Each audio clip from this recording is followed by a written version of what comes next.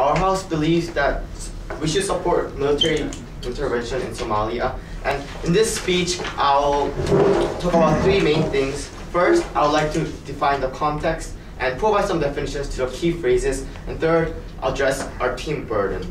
First of all, the reason we are debating this motion recently is because just last week, this week, on March 1st, Somalia's hardline Islamist rebel group called Al-Shabaab has ordered the UN Food Agency to halt all the operations. This means that Somalia is a failed state, and by forcing the UN's food supply out of Somalia, the Somalians will now fail and suffer due to starvation and famine. And also, by allowing those rebel powers to grow, international terrorism might be a potential threat in the future. And now moving on, I would like to define two key terms. First one is military intervention. According to the freedictionary.com, military intervention means deliberate act of a nation or a group of nations to introduce its military forces into the course of an existing controversy. And another term that I'd like to define is support. Support means to bear the weight of. Now that I've defined the basis of the debate, I would like to move into my burden, which divides into three parts. First, necessity. Second, practicality. And third, how beneficial it is. And in this debate, in order for us to win, we must prove that all of these three factors are true in Somalia military intervention. Now, I'll talk about the problems or just why it is necessary. And the problem divides into two main parts, which is urgent and potential. In urgent problems, there's both national and regional level.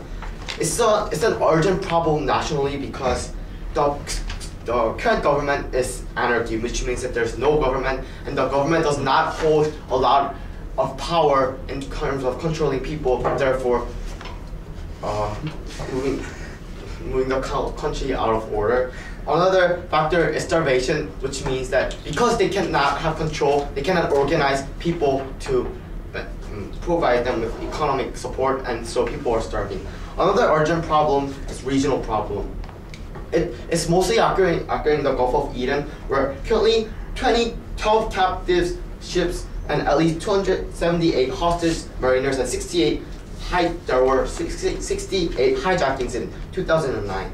And also, to see this as money-wise, at least over 150 million US dollar was damaged due to this piracy in just from November 2008 to November 2009, and therefore the neighboring countries such as Britain who are trading are experiencing economic problems.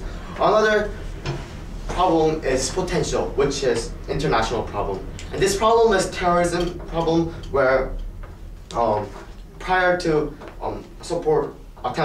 there were prior attempts to support Somalia.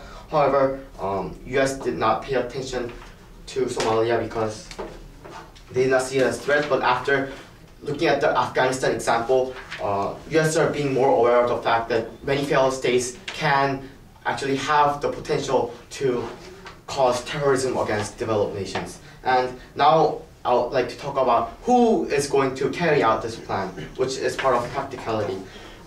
We have formed this association called SIC, which is Somalia Intervention Coalition, and this will be composed of the UN and also other neighboring nations, which in particular British, because they are the ones that are suffering due to the Somalian piracy. And it is likely that the UN will provide direct support for Somalians because Secretary of Defense Ban has actually showed support in the military intervention of Somalia, and the goal of this organization is to minimize the harms by using the